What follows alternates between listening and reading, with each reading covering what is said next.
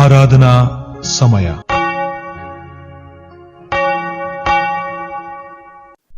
ಪರಿಶುದ್ಧನಾದ ದೇವರೇ, ನಿನ್ನ ನಾಮಕ್ಕೆ ಅನಂತ ಸ್ತೋತ್ರವಾಗಲಿ. ನಿನ್ನ ಕೃಪೆಯ ಮೂಲಕ ಈ ದಿನದಲ್ಲಿ ನಿನ್ನನ್ನು ಆರಾಧನೆ ಮಾಡಲಿಕ್ಕೆ ಬಂದಿದ್ದೇವೆ. ಈ ಆರಾಧನೆ ನಮ್ಮನ್ನ ಬಿಡುಗಡೆಗೆ ನಡೆಸುವಂಥದ್ದಾಗಿರಲಿ. ಈ ಆರಾಧನೆ ನಮಗೆ ನಮ್ಮ ಜೀವಿತದ ನೂತನ ಅರ್ಥವನ್ನ ತಿಳಿಸುವಂಥದ್ದಾಗಿರಲಿ. ಈ ಆರಾಧನೆ ನಮ್ಮನ್ನ ನವೀಕರಿಸುವಂಥದ್ದಾಗಿರಲಿ. ಈ ಆರಾಧನೆ ನಿನ್ನನ್ನು ಇನ್ನೂ ಹೆಚ್ಚಾಗಿ ಅನುಸರಿಸುವಂಥದ್ದಾಗಿರಲಿ. ಈ ಆರಾಧನೆ ನಿನ್ನನ್ನು ಸಂಪೂರ್ಣವಾಗಿ ಹೊಂದಿಕೊಳ್ಳುವಂಥದ್ದಾಗಿರಲಿ. ಹೀಗೆ ನಾವು ಹಾಡುವಂತಹ ಹಾಡುಗಳು, ಓದುವಂಥ ವಾಕ್ಯ, ಕೇಳುವಂಥ ವಾಕ್ಯ ಸಂದೇಶ ಈ ನಿಟ್ಟಿನಲ್ಲಿ ನಮ್ಮನ್ನು ನಡೆಸುವಂಥದ್ದಾಗಿರಲಿ. ಆಮೇನ್. ನಮ್ಮ ಈ ಪರಿಶುದ್ಧವಾದ ಆರಾಧನೆಯನ್ನ ಆರಂಭ ಮಾಡುವ ಹಾಗೆ ಆರಂಭದ ಸಂಗೀತವನ್ನ ಹಾಡಿಕೊಳ್ಳೋಣ.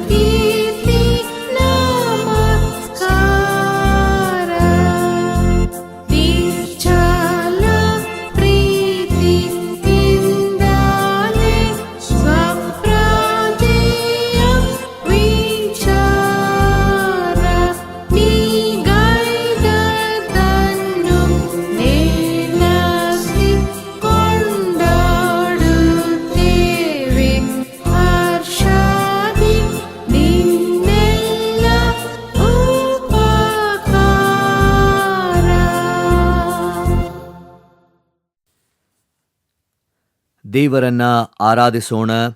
ಆರಾಧನಾ ಕ್ರಮ ಪುಸ್ತಕ 3ನೆಯ ವಿಧಾನದ 2ನೆಯ ಭಾಗವನ್ನು ನಾವು ಅನುಸರಿಸೋಣ.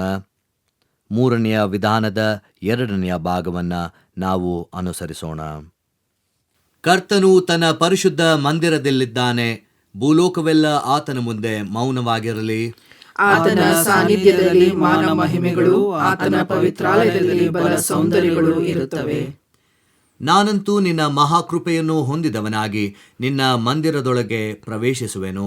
ನಿನ್ನಲ್ಲಿಯೇ ಭಯಭಕ್ತಿಯುಳ್ಳವನಾಗಿ ನಿನ್ನ ಪರಿಶುದ್ಧ ಆಲಯದ ಕಡೆಗೆ ಅಡ್ಡ ಬೀಳುವೆನು. ಕರ್ತನು ನನಗೆ ಬೆಳಕು, ರಕ್ಷಕನೂ ಆಗಿದ್ದಾನೆ. ನಾನು ಯಾರಿಗೆ ಭಯಪಟ್ಟೆನು? ಕರ್ತನು ನನ್ನ ಪ್ರಾಣದ ಆಧಾರನು, ನಾನು ಯಾರಿಗೆ ಹೆದರೆನು? ಆತನು ನಮ್ಮ ಪಾಪಗಳಿಗೆ ಸರಿಯಾಗಿ ನಮ್ಮನ್ನು ಶಿಕ್ಷಿಸಲಿಲ್ಲ, ನಮ್ಮ ಅಪರಾಧಗಳಿಗೆ ತಕ್ಕಂತೆ ದಂಡಿಸಲಿಲ್ಲ. ಭೂಮಿಯ ಮೇಲೆ ಆಕಾಶವು ಎಷ್ಟು ಉನ್ನತವೋ, ಆತನಲ್ಲಿ ಭಯಭಕ್ತಿಯುಳ್ಳವರ ಮೇಲೆ ಆತನ ಕೃಪೆಯು ಅಷ್ಟು ಅಪಾರವಾಗಿದೆ. ಕರ್ತನ ಮಹೋಪಕಾರಗಳಿಗೆ ಬದಲೇನು ಮಾಡಲಿ? ರಕ್ಷಣಾ ಪಾತ್ರೆಯನ್ನು ತೆಗೆದುಕೊಂಡು ಕರ್ತನ ನಾಮವನ್ನು ಪ್ರಖ್ಯಾತಿಪಡಿಸುವೆನು. ಒಟ್ಟಾಗಿ ಕರ್ತನೇ, ನನ್ನ ಶರಣನೇ, ನನ್ನ ವಿಮೋಚಕನೇ, ನನ್ನ ಮಾತುಗಳು ನನ್ನ ಹೃದಯದ ಧ್ಯಾನವು ನಿನಗೆ ಸಮರ್ಪಕವಾಗಿರಲಿ. ದೇವರನ್ನ ಸ್ತುತಿಸುವ ಹಾಗೆ ಸಂಕೀರ್ತನೆಯನ್ನ ಹಾಡಿಕೊಳ್ಳೋಣ.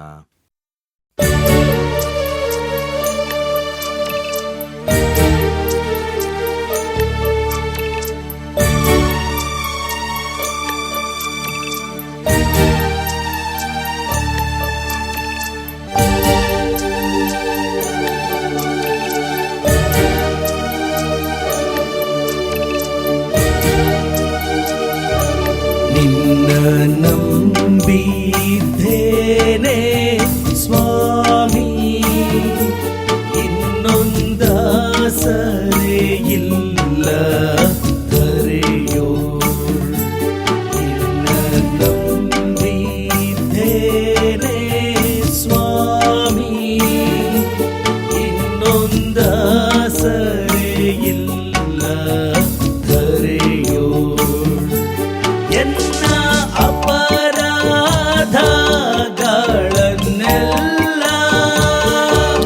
ಎನ್ನ ಅಪರಾಧಗಳನ್ನೆಲ್ಲ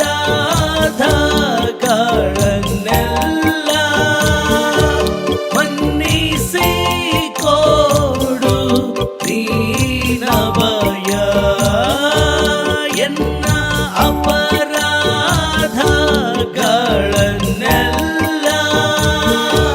ಮನ್ನಿಸಿ ಕೊಡು ನೀನಭಯ. ನಿನ್ನ ನಂಬಿದ್ದೇನೆ ಸ್ವಾಮಿ, ಇನ್ನೊಂದಾಸರೆ ಇಲ್ಲ ಕರೆಯೋ.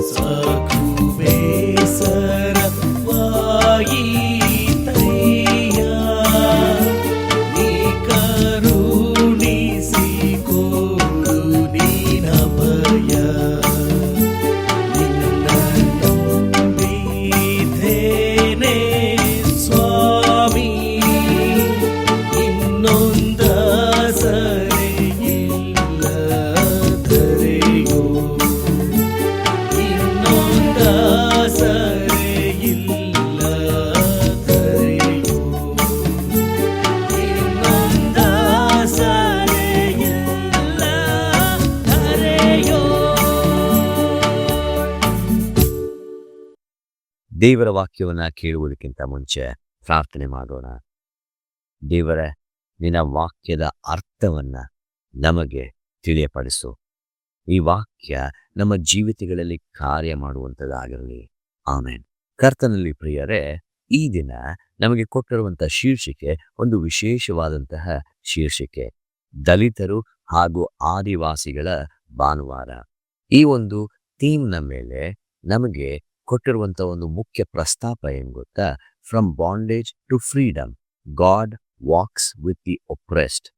ಬಂಧನದಿಂದ ಸ್ವಾತಂತ್ರ್ಯದ ಎಡೆಗೆ, ಬಂಧನದಿಂದ ಬಿಡುಗಡೆಯ ಎಡೆಗೆ ದೇವರು ಶೋಷಿತರ ಜೊತೆಗೆ ನಡೆಯುವಂಥವನು ಆಗಿರುತ್ತಾನೆ ಅನ್ನುವಂಥದ್ದು ಒಂದು ಮುಖ್ಯವಾದಂತಹ ಪ್ರಸ್ತಾಪ. ಕೊಟ್ಟಿರುವಂತಹ 3 ವೇದ ಭಾಗಗಳು ಧರ್ಮೋಪದೇಶ ಕಾಂಡ 26ನೇ ಅಧ್ಯಾಯ 5ರಿಂದ 11 ವಚನಗಳು, ಫಿಲೆಮೋನನು 1ನೇ ಅಧ್ಯಾಯ 10ರಿಂದ 18 ವಚನಗಳು, ಹಾಗೂ ಯೋಹಾನನ ಸುವಾರ್ತೆ 4ನೇ ಅಧ್ಯಾಯ 5ರಿಂದ 14 ವಚನಗಳು. ಈ 3 ವೇದ ಭಾಗದಲ್ಲೂ ದೇವರು ಹೇಗೆ ಶೋಷಿತರ ಜೊತೆಗೆ, ಆ ಶೋಷಣೆಯನ್ನ ಹೊಂದಿದಂತ ಜನರ ಜೊತೆಗೆ ನಡೆಯುವಂಥವನಾಗಿರ್ತಾನೆ, ಹಾಗೂ ಇದು ನಮ್ಮನ್ನ ಯಾವ ಜವಾಬ್ದಾರಿಗೆ ನಡೆಸುವಂಥದ್ದಾಗಿರ್ತದೆ ಎಂಬುದಾಗಿ ಮತ್ತೊಮ್ಮೆ ನೆನಪಿಸುವಂಥದ್ದಾಗಿರ್ತದೆ.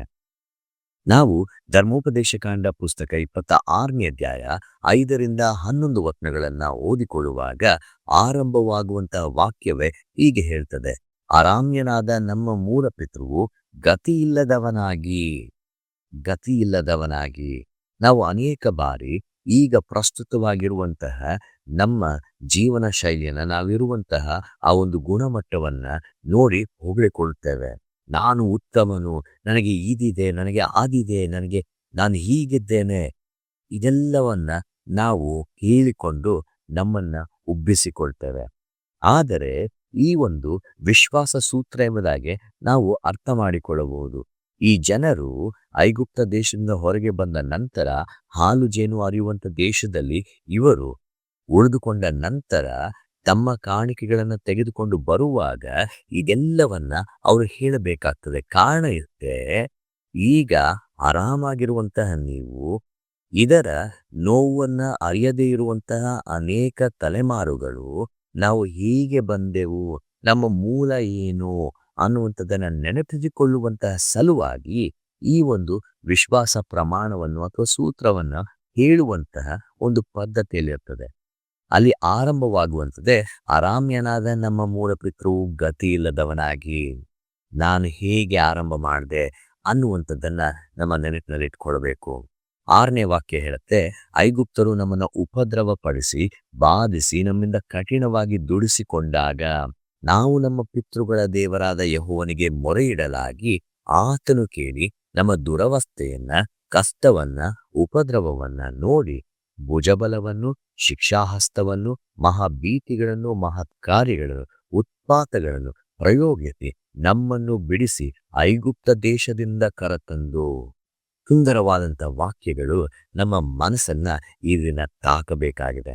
ನಾವು ಸಹ ಉಪದ್ರವವನ್ನ ಹೊಂದಿದಾಗ ಹೇಗೆ ನಾವು ದೇವರಿಗೆ ಮೊರೆ ಇಡುವಾಗ ದೇವರು ನಮ್ಮ ಪ್ರಾರ್ಥನೆಗಳನ್ನ ಕೇಳಿ ಆ ಸರ್ವ ಬಂಧನಗಳಿಂದ ಬಿಡಿಸಿ ನಮ್ಮನ್ನ ಹಾಲು ಜೇನು ಹರಿಯುವಂತ ದೇಶಕ್ಕೆ ಕರತಂದನೋ, ಅದೇ ರೀತಿಯಲ್ಲಿ ಈ ದಿನವೂ ಸಹ ಆತನು ನಮ್ಮ ಮಧ್ಯದಲ್ಲಿ ಕಾರ್ಯ ಮಾಡುವಾತನಾಗಿರ್ತಾನೆ. ನಮ್ಮ ಉಪದ್ರವಗಳನ್ನ ಕೇಳಿ ಸುಮ್ಮನೆ ಹೋಗುವಂತ ದೇವರಲ್ಲ, ಮಧ್ಯಸ್ಥಿಕೆಯನ್ನು ವಹಿಸಿದಂತಹ ದೇವರಲ್ಲ. ಬದಲಾಗಿ ಇತಿಹಾಸ, ಸತ್ಯವೇದದಲ್ಲಿರುವಂತಹ ಇತಿಹಾಸ ನಮಗೆ ಪ್ರತಿ ಬಾರಿ ತೋರಿಸ್ತದೆ, ಎಲ್ಲೆಲ್ಲಿ ಜನರು ಶೋಷಣೆಗೆ ಒಳಗಾಗಿದ್ದಾರೋ ಅಲ್ಲಿ ದೇವರು ಅವರ ಮಧ್ಯದಲ್ಲಿ ನಿಂತು ಕಾರ್ಯ ಮಾಡುವಾತನು ಆಗಿದ್ದಾನೆ. ಅವರನ್ನ ಎಲ್ಲಾ ಬಂಧನಗಳಿಂದ ಬಿಡಿಸಿ ಕಾಯುವಂತ ದೇವರು ಆಗಿದ್ದಾನೆ ಎಂಬುವಂಥದ್ದನ್ನ ನಮಗೆ ತೋರಿಸಿಕೊಡುವಂಥದ್ದಾಗಿರ್ತದೆ. ದೇವರು ಕೇಳುವಾತನಾಗಿರ್ತಾನೆ, ದೇವರು ನೋಡುವಾತನಾಗಿರ್ತಾನೆ, ದೇವರು ನೆನಪಿಸಿಕೊಳ್ಳುವಾತನಾಗಿರ್ತಾನೆ, ಹಾಗೂ ಕಾರ್ಯವನ್ನ ಮಾಡುವಂತ ದೇವರು ಆಗಿದ್ದಾನೆ. ಐಗುಪ್ತ ದೇಶದಲ್ಲಿ ಜನರು ಹೇಗೆ ದಾಸತ್ವದಲ್ಲಿ ಒಳಗಾಗಿದ್ದರು ಅನ್ನುವಂಥದ್ದು ಮಾತ್ರವೇ ಅಲ್ಲ, ಈ ದಿನದಲ್ಲಿ ದಾಸತ್ವಕ್ಕೆ ಒಳಗಾಗಿರುವಂತಹ ಜನರನ್ನ, ಶೋಷಣೆಗೆ ಒಳಗಾಗಿರುವಂತಹ ಜನರನ್ನ, ನಿರಾಕರಿಸಲ್ಪಟ್ಟಂತಹ ಜನರನ್ನ ನಾವು ಹೇಗೆ ನೋಡಿಕೊಳ್ಳುತ್ತೇವೆ ಅನ್ನುವಂಥದ್ದನ್ನ ನಮಗೆ ನೆನಪಿಸುವಂಥದ್ದಾಗಿರ್ತದೆ. ಬೇರೆ ಸ್ಥಳದಲ್ಲಿ ಸ್ಟ್ರೇಂಜರ್ಗಳಾಗಿದ್ದಂತಹ ನಾವು ಈ ದಿನದಲ್ಲಿ ಇರುವಂತಹ ನಮ್ಮ ಮಧ್ಯದಲ್ಲಿ ಇರುವಂತಹ ಜನರನ್ನ, ನಿರಾಕರಿಸಲ್ಪಟ್ಟಂತಹ ಜನರನ್ನ ಹೇಗೆ ಕಾಣುವಂಥವರಾಗಿರ್ತೇವೆ ಅನ್ನುವಂಥದ್ದನ್ನ ನೆನಪಿಸುವಂಥದ್ದಾಗಿರ್ತದೆ. ಅನೇಕ ಶತಮಾನಗಳ ಮುಂಚೆ ಶೋಷಣೆಗಳನ್ನ ಅನುಭವಿಸಿದಂತಹ ನಾವು ಈಗ ಶೋಷಣೆ ಹೊಂದುತ್ತಿರುವಂತಹ ಜನರನ್ನ ಹೇಗೆ ಕಾಣುವಂಥವರು ನಾವು ಆಗಿರ್ತೇವೆ ಅನ್ನುವಂಥದ್ದನ್ನ ನೆನಪಿಸುವಂಥದ್ದಾಗಿರ್ತದೆ. ಈ ದಿನ ನಾವು ಗೋಡೆಗಳನ್ನ ಹೊಡೆದು ಎಲ್ಲೆಗಳನ್ನ ಮೀರಿ ಹೋಗುವಂತಹ ದಿನವಾಗಿರ್ತದೆ. ನಾವು ಒಂದು ಕಾರ್ಯವನ್ನು ನೆನಪಿಟ್ಕೊಳ್ಳಬೇಕು.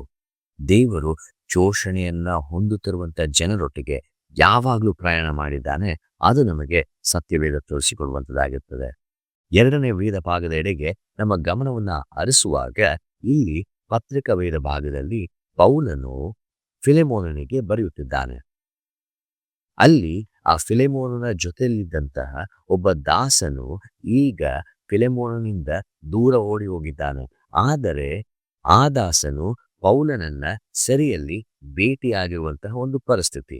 ಇಲ್ಲಿ ಪೌಲನು ಓನೆಸಿಮನ ಬಗ್ಗೆ ಬರೆಯುವಾಗ ಕೇವಲ ದಾಸನಾಗಿ ಕಾಣುತ್ತಿದ್ದಂತಹ ಈ ಮನುಷ್ಯನನ್ನ ಈಗ ಹೇಗೆ ಕಾಣಬೇಕು ಅನ್ನುವಂಥದ್ದನ್ನ ಪೌಲನು ಬರಿತಾ ಹೋಗ್ತಾನೆ. ನಾನು ಸೆರೆಯಲ್ಲಿ ಪಡೆದಿರುವ ನನ್ನ ಮಗನಾದ ಓನೆಸಿಮನು. ಕೇವಲ ದಾಸನಾಗಿ ನೋಡ್ತಿದ್ದಂತಹ ಒಬ್ಬ ಮನುಷ್ಯನಿಗೆ ಈಗ ಹೊಸದಾದಂಥ ಬಿರುದನ್ನ ಅಲ್ಲಿ ಪೌಲನು ಕೊಡುತ್ತಿದ್ದಾನೆ. ಇಲ್ಲಿ ನೋಡಿ, ಓನೆಸಿಮನು ಏನ್ ಬೇಕಾದ್ರೂ ತಪ್ಪನ್ನ ಮಾಡಿರಬಹುದು, ಆದರೆ ಅದೆಲ್ಲವನ್ನ ಬದಿಗಿಟ್ಟು, ಯಾಕಂದ್ರೆ ಇವರು ಮೀಟ್ ಆಗದೆ ಕಾರಾಗೃಹದಲ್ಲಿ, ಜೈಲಿನಲ್ಲಿ, ಆದರೆ ಪೌಲನು ಆ ಮನುಷ್ಯನನ್ನ ಆ ರೀತಿಯಲ್ಲಿ ನೋಡದೆ ನನ್ನ ಮಗನಾದ ಓನೆಸಿಮನ ವಿಷಯದಲ್ಲಿ ಎಂಬುದಾಗಿ ಹೇಳುತ್ತಾನೆ. ಅಷ್ಟು ಮಾತ್ರವಲ್ಲ, ಮುಂಚೆ ಅವನು ಅಪ್ರಯೋಜಕನಾಗಿದ್ದನು, ಆದರೆ ಈಗ ಆತನು ಪ್ರಯೋಜಕನಾಗಿದ್ದಾನೆ, ನನಗೆ ಪ್ರಾಣದಂತಿದ್ದಾನೆ. ಇನ್ನು ಮೇಲೆ ಅವನು ದಾಸನಾಗದೆ ಉತ್ತಮನಾಗಿ ಪ್ರಿಯ ಸಹೋದರನಂತಾಗಬೇಕು. ಇದೆಲ್ಲವನ್ನ ಪೌಲನು ಬರೆಯುತ್ತಾ ಹೋಗ್ತಾನೆ. ಏನ್ ಗೊತ್ತಾ, ಇಲ್ಲಿ ಸಂಪೂರ್ಣವಾಗಿ ಇರುವಂತಹ ಗುರುತನ್ನ ಪೌಲನು ಬದಲಾಯಿಸುತ್ತಾನೆ. ನೂತನವಾದಂತಹ ಗುರುತನ್ನ ಆ ಓನೆಸಿಮನಿಗೆ ಪೌಲನು ಕೊಡುತ್ತಾನೆ. ಸಹೋದರನಾಗಿರಬೇಕು, ನನ್ನ ಮಗನು ಅನ್ನುವಂತಹ ಗುರುತನ್ನ. ನಾವು ಜನರನ್ನ ಕಾಣುವಾಗ ವಿ ಯೂಶಲಿ ಲೇಬಲ್ ದೆಮ್. ಈ ಜನರು ಯಾರು, ಆ ಜನರು ಯಾರು, ಅವು ಯಾಕೆ ಹೀಗೆ, ಇವ್ರು ಯಾಕೆ ಹೀಗೆ. ಆದ್ರೆ ಅದೆಲ್ಲವನ್ನ ಮೀರಿ ಇಲ್ಲಿ ದೇವರು ಕಾರ್ಯ ಮಾಡುವಾಗ ಹೇಗೆ ಗುರುತುಗಳು ಬದಲಾಗ್ತವೆ ಅನ್ನುವಂಥದ್ದನ್ನ ನಾವು ನೋಡುವಂಥವರಾಗಿರ್ತೇವೆ. ಇಲ್ಲಿ ಫಿಲೆಮೋನನಿಗೆ ಮತ್ತೊಮ್ಮೆ ಅವನನ್ನ ಸ್ವೀಕಾರ ಮಾಡು, ದಾಸನಾಗಿ ಅಲ್ಲ ಸಹೋದರನಾಗಿ ಸ್ವೀಕಾರ ಮಾಡು. ನೀನು ನನ್ನನ್ನ ಜೊತೆಗಾರನೆಂದು ಎಣಿಸಿದರೆ ನನ್ನನ್ನು ಸೇರಿಸಿಕೊಳ್ಳುವ ಪ್ರಕಾರ ಅವನನ್ನು ಸೇರಿಸಿಕೋ. There is no division before God. ದೇವರ ಒಂದು ದೃಷ್ಟಿಯಲ್ಲಿ ಯಾವುದೇ ರೀತಿಯಾದಂಥ ಭಾಗಗಳು ಇಲ್ಲ. ಒಬ್ಬರಿಗೆ ಜಾಸ್ತಿ, ಒಬ್ಬರಿಗೆ ಕಡಿಮೆ, ಒಬ್ಬರಿಗೆ ಎಲ್ಲ, ಒಬ್ಬರಿಗೆ ಇಲ್ಲ. ಈ ರೀತಿಯಾದಂತಹ ಭೇದ ಭಾವಗಳು ಇಲ್ಲ. ಯಾಕೆಂದ್ರೆ ನಾವೆಲ್ಲರೂ ದೇವರ ರೂಪದಲ್ಲಿ, ದೇವರ ಸ್ವರೂಪದಲ್ಲಿ, ಆತನ ಹೋಲಿಕೆಗೆ ಸರಿಯಾಗಿ ರೂಪಿಸಲ್ಪಟ್ಟಂತಹ ಜನರಾಗಿದ್ದೇವೆ. ಈ ಹೆಸರುಗಳು ನಾವು ಕೊಡ್ತೇವಲ್ಲ, ಅದು ನಾವು ಮಾಡಿಕೊಂಡಿರುವಂತಹ, ನಾವು ಕಟ್ಟಿಕೊಂಡಿರುವಂತಹ ಗೋಡೆಗಳು, ಬದಲಾಗಿ ದೇವರು ಹಾಕಿದಂತಹ ಗೋಡೆಗಳಲ್ಲ. ದೇವರು ನಮ್ಮನ್ನು ತೃಪ್ತಿಸಿದಾಗ ಆತನ ವೃತ್ತಿಯಲ್ಲಿ ನಾವೆಲ್ಲರೂ ಒಂದೇ ಆಗಿರ್ತೇವೆ. ಅದನ್ನ ನಾವು ಯೋಹಾನನ ಸುವಾರ್ತೆಯ 4ನೇ ಅಧ್ಯಾಯದಲ್ಲೂ ಸಹ ನೋಡುವಂತವರಾಗಿರ್ತೇವೆ. ಇಲ್ಲಿ ಸಮಾರ್ಯದ ಹೆಂಗಸಿನ ಜೊತೆಗೆ ಯೇಸು ಸ್ವಾಮಿ ಸಂಭಾಷಣೆ ಮಾಡುವಂತಹ ಒಂದು ಘಟನೆ. ಯಹೂದ್ಯರಿಗೂ ಸಮಾರ್ಯದವರಿಗೂ ಬಳಕೆ ಇರಲಿಲ್ಲ. ಯೇಸು ಸ್ವಾಮಿ ಅನೇಕ ಗೋಡೆಗಳನ್ನು ಒಡೆದು ಹೋಗಿ ಇಲ್ಲಿ ನೂತನವಾದಂಥ ಸಂಭಾಷಣೆಗೆ ಆತನು ಒಂದು ಆರಂಭವನ್ನ ಮಾಡ್ತಾ ಇದ್ದಾನೆ. ಆ ದಿನಮಾನಗಳಲ್ಲಿ ಒಂದು ಸಾಮಾಜಿಕವಾದಂತಹ ಗೋಡೆ ಇತ್ತು, ಧಾರ್ಮಿಕವಾದಂತಹ ಗೋಡೆ ಇತ್ತು, ಸಾಂಸ್ಕೃತಿಕವಾದಂತಹ ಗೋಡೆ ಇತ್ತು. ಇದೆಲ್ಲವನ್ನ ಯೇಸು ಸ್ವಾಮಿ ಮೀರಿ ದಾಟಿ ಒಡೆದು ಹಾಕಿ ಆ ಸಮಾರ್ಯ ಪ್ರದೇಶವನ್ನ ಆತನು ಪ್ರವೇಶ ಮಾಡಿ ಆ ಬಾವಿಯ ಬಳಿಯಲ್ಲಿ ಕೂತು ಸಮಾರ್ಯದ ಹೆಂಗಸಿನ ಜೊತೆಗೆ ಮಾತನಾಡುತ್ತಿದ್ದಾನೆ. ಇಲ್ಲಿ ಯೇಸು ಸ್ವಾಮಿ ಪ್ರಸಂಗ ಮಾಡಲಿಲ್ಲ ಆರಂಭದಲ್ಲೇ, ಬದಲಾಗಿ it will start with request. ಆತನು ನನಗೆ ಬಾಯಾರಿಕೆ ಆಗಿದೆ, ನನಗೆ ನೀರನ್ನ ಕೊಡಿ ಅನ್ನುವುದರ ಮೂಲಕ ತನ್ನ ಸಂಭಾಷಣೆಯನ್ನ ಆರಂಭಿಸುತ್ತಾನೆ. ಇಲ್ಲಿ ನನ್ನ ಪ್ರಾಬ್ಲಮ್ನ ಸಾಲ್ವ್ ಮಾಡಲೇ ಬಿಡಬೇಕು ಅನ್ನುವಂಥ ರೀತಿಯಲ್ಲಿ ಯೇಸು ಸ್ವಾಮಿ ಆ ಒಂದು ಸಮಸ್ಯೆಯನ್ನ ಅಥವಾ ಆ ಒಂದು ಪರಿಸ್ಥಿತಿಯನ್ನ ಆತನು ಪ್ರವೇಶ ಮಾಡುವುದಿಲ್ಲ. ಬದಲಾಗಿ ಅಲ್ಲಿರುವಂತಹ ಆ ಮನುಷ್ಯನನ್ನ, ಅಂದರೆ ಆ ಸಮಾರ್ಯದ ಹೆಂಗಸನ್ನ ಭೇಟಿ ಮಾಡುವುದಕ್ಕೋಸ್ಕರ ಆ ಒಂದು ಘಟನೆಯನ್ನ ಪ್ರವೇಶ ಮಾಡ್ತಾನೆ. ಕೇವಲ ಸಾಧಾರಣವಾದಂಥ ಅಥವಾ ಸಾಮಾನ್ಯವಾದಂಥ ನೀರನ್ನ ಬಯಸಿ ಬಂದಂತಹ ಆ ಮಹಿಳೆಗೆ ನೂತನವಾದಂಥ ಜೀವಕರವಾದಂತಹ ನೀರನ್ನ ಇಲ್ಲಿ ಸ್ವಾಮಿ ಕೊಡುತ್ತಾನೆ. ಹೇಗೆ ಜನರು ಆಕೆಯನ್ನ ಕಾಣುತ್ತಿದ್ದರೋ ಆ ರೀತಿಯಲ್ಲಿ ಯೇಸು ಸ್ವಾಮಿ ಆಕೆಯನ್ನ ನೋಡುವುದಿಲ್ಲ. ಇಲ್ಲಿ ಯೇಸು ಸ್ವಾಮಿ ಆಕೆಗೆ ಸುಮ್ಮನೆ ಜೀವಕರವಾದಂಥ ನೀರನ್ನ ಕೊಡುವುದಿಲ್ಲ, ಸಂಭಾಷಣೆಯನ್ನ ಮಾಡ್ತಾನೆ. ಆಕೆಗೆ ಇರುವಂತಹ ಗುರುತನ್ನ ಆತನು ದೃಢಪಡಿಸುತ್ತಾನೆ, ನೂತನವಾದಂತಹ ಗುರುತನ ಕೊಡುತ್ತಾನೆ. ಅಷ್ಟು ಮಾತ್ರವೇ ಅಲ್ಲದೆ ಸತ್ಯವನ್ನ ಆಕೆಗೆ ತಿಳಿಸಿ ನಮಗೆ ಸತ್ಯವೇದದಲ್ಲಿ ಕಾಣುವ ಹಾಗೆ ಒಂದು ಸುಂದರವಾದಂತಹ ಸಾಕ್ಷಿಯಾಗಿ ಆಕೆ ಪರಿವರ್ತನೆಯನ್ನ ಹೊಂದ್ತಾಳೆ. ನಾವು ಕೇಳಿದಂತಹ 3 ವೇದ ಭಾಗಗಳಲ್ಲೂ ದೇವರು ಒಂದು ನೂತನವಾದಂತಹ ಗುರುತನ ಕೊಡುವುದರ ಮೂಲಕ, ನೂತನವಾದಂತಹ ಆ ಗೌರವವನ್ನ ಅವರಿಗೆ ಪುನಃ ಸ್ಥಾಪಿಸುವುದರ ಮೂಲಕ, ಹಾಗೂ ಶೋಷಣೆಯನ್ನ ಅನುಭವಿಸಿದಂತಹ ಜನರ ಮಧ್ಯದಲ್ಲಿ ನಿಂತು ಅವರಿಗೆ ಕಾರ್ಯ ಮಾಡಿದಂಥದನ್ನ ನಾವು ಕಂಡಿದ್ದೇವೆ.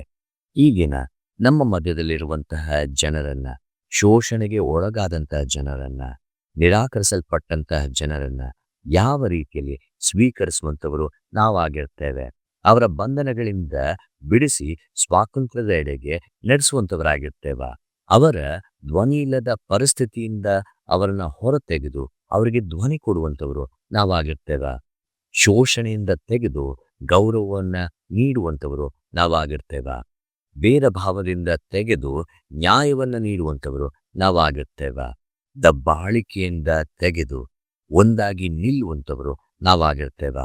ಮುರಿದು ಹೋದಂಥ ಸಂಬಂಧಗಳಿಂದ ತೆಗೆದು ಅನ್ಯೋನ್ಯತೆಯ ಒಂದು ಪರಿರೂಪವನ್ನ ಕೊಡುವಂಥವರು ನಾವಾಗಿರ್ತೇವ. ಆಮೆನ್. ದೇವರ ವಾಕ್ಯ ಸಂದೇಶವನ್ನು ಕೇಳಿದಂಥ ನಾವು ನಮ್ಮ ನಂಬಿಕೆಯನ್ನ ದೃಢಪಡಿಸಿಕೊಳ್ಳುವ ಹಾಗೆ ಅಪೋಸ್ತಲರ ವಿಶ್ವಾಸ ಸೂತ್ರವನ್ನ ಏಕ ಮನಸ್ಸಿನಿಂದ ಒಟ್ಟಾಗಿ ಆರಿಕೆ ಮಾಡೋಣ. ಪರಲೋಕ ಭೂಲೋಕಗಳನ್ನು ಸೃಷ್ಟಿಸಿದ ಸರ್ವಶಕ್ತನಾಗಿರುವ ತಂದೆಯಾದ ದೇವರನ್ನು ನಂಬುತ್ತೇನೆ. ಆತನ ಏಕ ಕುಮಾರನಾಗಿರುವ ನಮ್ಮ ಪ್ರಭುವಾದ ಯೇಸು ಕ್ರಿಸ್ತನನ್ನು ನಂಬುತ್ತೇನೆ. ಈತನು ಪರಿಶುದ್ಧಾತ್ಮನಿಂದ ಕನ್ಯಾ ಮರಿಯಳ ಗರ್ಭದಲ್ಲಿ ಧರಿಸಲ್ಪಟ್ಟು ಆಕೆಯಲ್ಲಿ ಹುಟ್ಟಿ ಪೊಂತಿ ಪಿಲಾತನ ಆಧಿಪತ್ಯದಲ್ಲಿ ಶ್ರಮೆ ಹೊಂದಿ ಶಿಲುಬೆಗೆ ಜಡಿಯಲ್ಪಟ್ಟು ಸತ್ತು ಹೂಣಲ್ಪಟ್ಟು ಪಾತಾಳಕ್ಕೆ ಇಳಿದು 3ನೇ ದಿವಸದಲ್ಲಿ ಸತ್ತವರೊಳಗಿಂದ ಎದ್ದು ಪರಲೋಕಕ್ಕೆ ಏರಿ ಹೋಗಿ ಸರ್ವಶಕ್ತನಾಗಿರುವ ತಂದೆಯಾದ ದೇವರ ಬಲಪಾರ್ಶ್ವದಲ್ಲಿ ಕುಳಿತುಕೊಂಡು ಇರುತ್ತಾನೆ. ಈತನು ಅಲ್ಲಿಂದ ಬಂದು ಬದುಕಿರುವವರಿಗೂ ಸತ್ತವರಿಗೂ ನ್ಯಾಯ ತೀರಿಸುವನು ಎಂಬುದನ್ನು ನಂಬುತ್ತೇನೆ. ನಾನು ಪರಿಶುದ್ಧಾತ್ಮನನ್ನು ನಂಬುತ್ತೇನೆ. ಒಂದೇ ಪರಿಶುದ್ಧ ಕ್ರೈಸ್ತ ಸಭೆಯು, ಭಕ್ತರ ಅನ್ಯೋನ್ಯತೆಯು, ಪಾಪದ ಪರಿಹಾರವು, ದೇಹದ ಪುನರುತ್ಥಾನವು, ನಿತ್ಯ ಜೀವವು ಉಂಟೆಂಬುದನ್ನು ನಂಬುತ್ತೇನೆ. ಆಮೆನ್. ನಮ್ಮ ಆರಾಧನೆಯನ್ನ ಅಂತ್ಯಗೊಳಿಸುವ ಹಾಗೆ ಕಡೆಯ ಸಂಗೀತವನ್ನ ಹಾಡಿಕೊಳ್ಳೋಣ. ಧೈರ್ಯ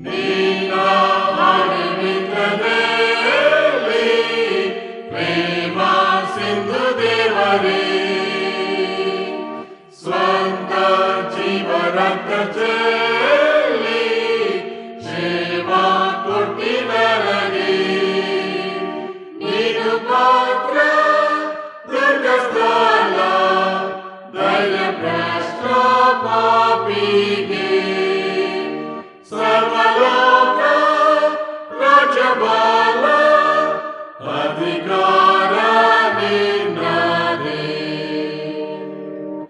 ಯೇಸು ಜೀವದಂತ್ಯದಲ್ಲಿ ನಿಲ್ಲು ನನ್ನ ಹತ್ರವೇ. ಘೋರ ಮೃತ್ಯುರಾತ್ರಿಯಲ್ಲಿ ಸೂರ್ಯನಾಗು ನನಗೆ. ಸಾಯುವಂತ ಕಷ್ಟದಲ್ಲಿ ಕಣ್ಣು ಮೊಬ್ಬಾದಾಗಲೇ ನಿತ್ಯ ಜೀವ ಪ್ರೇಮೆಯಲ್ಲಿ ಸೇರಿಸನ್ನ ಯೇಸುವೇ. ಬಂಧನದಿಂದ ಬಿಡುಗಡೆಗೆ, ಸ್ವಾತಂತ್ರ್ಯಕ್ಕೆ ನಡೆಸಿದಂತಹ ದೇವರು ನೀನು. ಪ್ರತಿ ಬಾರಿಯೂ ಶೋಷಿತರ ಮಧ್ಯದಲ್ಲಿ ನಡೆಯುವಂತಹ ದೇವರು ನೀನು. ನಿನ್ನ ವಾಕ್ಯ ಮತ್ತೊಮ್ಮೆ ನಾವು ಯಾರಾಗಿದ್ದೇವೆ, ನಾವು ಹೇಗೆ ಜನರನ್ನ ಸ್ವೀಕಾರ ಮಾಡಬೇಕೆಂಬುದಾಗಿ ಸವಾಲನ್ನು ಹಾಕಿದೆ. ನಮ್ಮನ್ನ ನೀನು ಹೇಗೆ ಸ್ವೀಕಾರ ಮಾಡುತ್ತಿ, ಹೇಗೆ ಶೋಷಿತರಾಗಿರುವಂಥ ಅನೇಕ ಜನರೊಟ್ಟಿಗೆ ನಿನ್ನನ್ನು ಗುರುತಿಸಿಕೊಳ್ಳುತ್ತಿ, ಹೇಗೆ ಅವರಿಗೆ ಸಲ್ಲಬೇಕಾಗಿರುವಂತಹ ಗೌರವವನ್ನ, ಪ್ರಾಮುಖ್ಯತೆಯನ್ನ ನೀವು ದಯಪಾಲಿಸುವಂತಹ ದೇವರಾಗಿರುತ್ತೆ ಎಂಬುದಾಗಿ ನಿನ್ನ ವಾಕ್ಯ ಮತ್ತೊಮ್ಮೆ ನಮಗೆ ತೋರಿಸಿಕೊಟ್ಟಿದೆ. ನಮ್ಮ ಮಧ್ಯದಲ್ಲಿ ಅನೇಕ ನಿರಾಕರಿಸಲ್ಪಟ್ಟಂತಹ ಜನರಿದ್ದಾರೆ. ಆ ಜನರನ್ನ ನಿನ್ನ ಹಸ್ತಕ್ಕೆ ಒಪ್ಪಿಸಿಕೊಡುತ್ತೇವೆ ಸ್ವಾಮಿ. ಕಲ್ಲಾಗಿರುವಂತಹ ನಮ್ಮ ಹೃದಯಗಳನ್ನ ಮತ್ತೊಮ್ಮೆ ಒಡೆದು ಹಾಕಿ, ಪುನಃ ನಿನ್ನ ವಾಕ್ಯವು ಈ ದಿನ ನಮ್ಮ ಹೃದಯಗಳಲ್ಲಿ ಕೆಲಸ ಮಾಡಬೇಕಾಗಿದೆ. ನಾವು ಜನರನ್ನ ಅವರು ಹೀಗಿದ್ದಾರೆ ಹಾಗೆ ಸ್ವೀಕರಿಸುವ ಹಾಗೆ ನೀನು ನಮಗೆ ಮತ್ತೊಮ್ಮೆ ಕಲಿಸಿಕೊಡು. ನಿನ್ನ ವಾಕ್ಯ ಹೀಗೆ ನಮಗೆ ಸವಾಲನ್ನು ಹಾಕಿದೆ, ಅದನ್ನು ನಮ್ಮ ಜೀವಿತದಲ್ಲಿ ಅಳವಡಿಸಿಕೊಂಡು ನೀನು ಹೇಗೆ ಸತ್ಯವೇದದ ಮೂಲಕ ನಿನ್ನನ್ನ ಎಲ್ಲಾ ಜನರ ಮಧ್ಯದಲ್ಲಿ ಗುರುತಿಸಿಕೊಂಡು ಅದೇ ರೀತಿಯಲ್ಲಿ ಮುಂದೆ ಸಾಗುವ ಹಾಗೆ ನಮಗೆ ಸಹಾಯ ಮಾಡು. ಈ ಆರಾಧನೆಯಲ್ಲಿ ವಿಶೇಷವಾಗಿ ನಮ್ಮನ್ನು ನಡೆಸಲಿಕ್ಕಾಗಿ ನಿನಗೆ ಸ್ತೋತ್ರ. ಈ ಪ್ರಾರ್ಥನೆಯನ್ನು ಯೇಸು ಕ್ರಿಸ್ತನ ಹೆಸರಿನಲ್ಲಿ ಬೇಡಿ ಹೊಂದಿದ್ದೇವೆ, ಆಮೇನ್. ಕರ್ತನು ತಾನೇ ಕಲಿಸಿಕೊಟ್ಟ ಪ್ರಾರ್ಥನೆಯನ್ನ ನಾವು ಏಕ ಮನಸ್ಸಿನಿಂದ ಆರೈಕೆ ಮಾಡೋಣ. ಪರಲೋಕದಲ್ಲಿರುವ ನಮ್ಮ ತಂದೆಯೇ, ನಿನ್ನ ನಾಮವು ಪರಿಶುದ್ಧವೆಂದು ಎಣಿಸಲ್ಪಡಲಿ. ನಿನ್ನ ರಾಜ್ಯವು ಬರಲಿ. ನಿನ್ನ ಚಿತ್ತವು ಪರಲೋಕದಲ್ಲಿ ನೆರವೇರುವ ಪ್ರಕಾರ ಭೂಲೋಕದಲ್ಲಿಯೂ ನೆರವೇರಲಿ. ನಮ್ಮ ಅನುದಿನದ ಆಹಾರವನ್ನು ಈ ಹೊತ್ತು ದಯಪಾಲಿಸು. ನಮಗೆ ತಪ್ಪು ಮಾಡಿದವರನ್ನು ನಾವು ಕ್ಷಮಿಸಿದಂತೆ ನಮ್ಮ ತಪ್ಪುಗಳನ್ನು ಕ್ಷಮಿಸು. ನಮ್ಮನ್ನು ಶೋಧನೆಯೊಳಗೆ ಸೇರಿಸದೆ ಕೇಡಿನಿಂದ ನಮ್ಮನ್ನು ತಪ್ಪಿಸು. ರಾಜ್ಯವು, ಬಲವು, ಮಹಿಮೆಯು ಸದಾಕಾಲ ನಿನ್ನವೇ. ಆಮೇನ್.